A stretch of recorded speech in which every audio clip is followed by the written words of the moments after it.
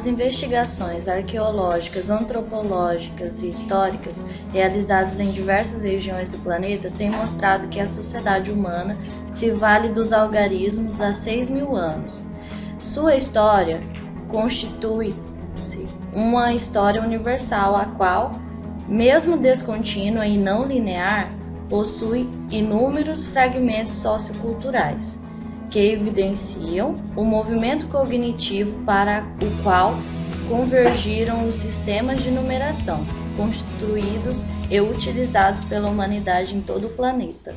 Georges Ifrah, 1998, professor de matemática, misto de etnólogo, historiador e arqueólogo do número, mostra em suas obras como essa história constitui-se em uma série de investigações numéricas que, distribuída em diferentes sociedades de vários pontos do planeta, em diferentes períodos de nossa história, configuram as linhas mestras de uma elaboração multiforme e complexa. De acordo com Ifrah, a região do planeta, que serviu de cenário principal para o desenvolvimento das invenções e manipulações numéricas, está situada nas proximidades das margens do Mediterrâneo e no Oriente Médio. Os descobrimentos arqueológicos realizados nos últimos séculos mostraram que para uma sociedade criar uma escrita, principalmente a numérica, é preciso que ocorram fatos socioculturais relacionados à produção,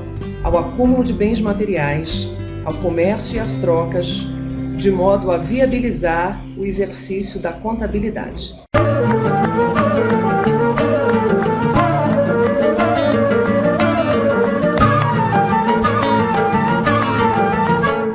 Os sumérios representavam seus números através da escala sexagesimal, com base 60 e não com base 10, como a que usamos.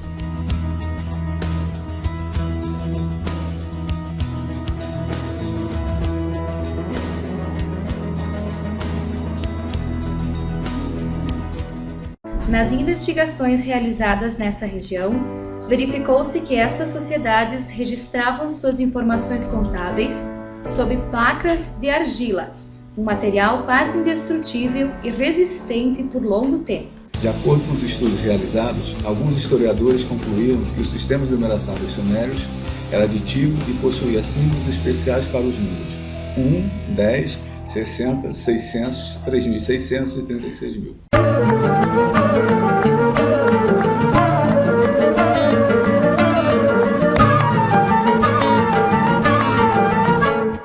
Escavações efetuadas em certas necrópolis no Alto Egito e na região meridional do Delta levaram à descoberta de objetos decorados com figuras que permitiram reconstruir, em linhas gerais, o estado da civilização egípcia, nos séculos que precederam imediatamente a época histórica. Acredita-se que, em virtude da maior resistência do material utilizado para registro das informações e pela dificuldade de interpretação da grafia hieroglífica, o Egito tenha deixado uma quantidade menor de documentos que os sumérios na Mesopotâmia. O sistema de numeração hieroglífico dotado pelos egípcios era baseado no número 10, ou seja, depois da nona unidade organizava-se uma classe decimal superior.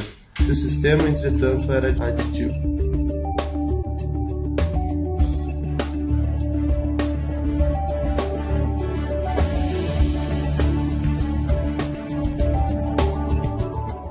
Os códigos de representação dos números egípcios eram organizados através da justaposição aditiva dos valores desses símbolos, repetindo cada um deles até 9 vezes. O zero não era representado nesse sistema.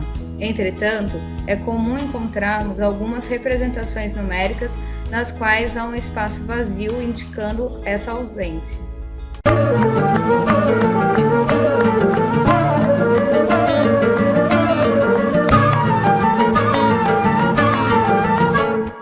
Nas ruínas de Ugarit, descobertas em 1928, foram encontrados nessas ruínas, entre inúmeros objetos, uma série de textos escritos em placas de argila, similares às dos babilônios, e outras em proto-fenício, utilizando um alfabeto de 30 letras. O sistema hebraico de numeração tem sua explicação histórica na Bíblia, visto que essa parece ser a única fonte dos povos que originaram Israel.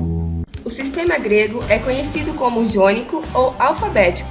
É decimal e emprega 27 caracteres, as 24 letras do alfabeto grego, mais 3 outras obsoletas: digma, copa e samp.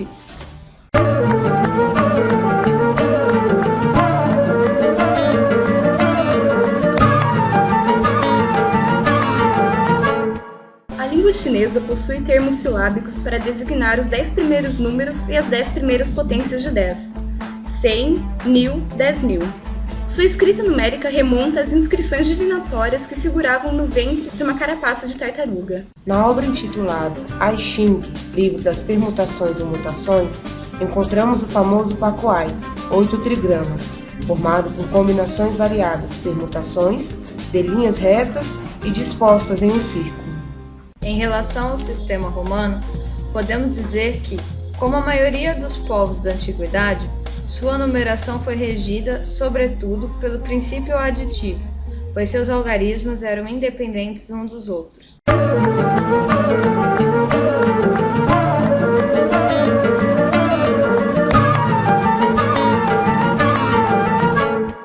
Os antigos povos peruanos, incas, durante muitos anos utilizaram bordões similares a barbantes para representarem sua concepção numérica.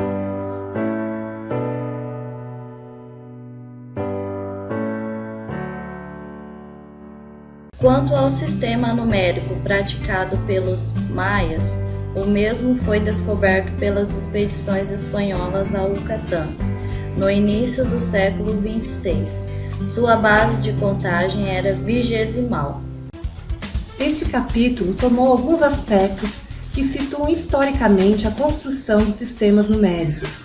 Há um campo vastíssimo a ser explorado e este é um desafio a cada um de nós.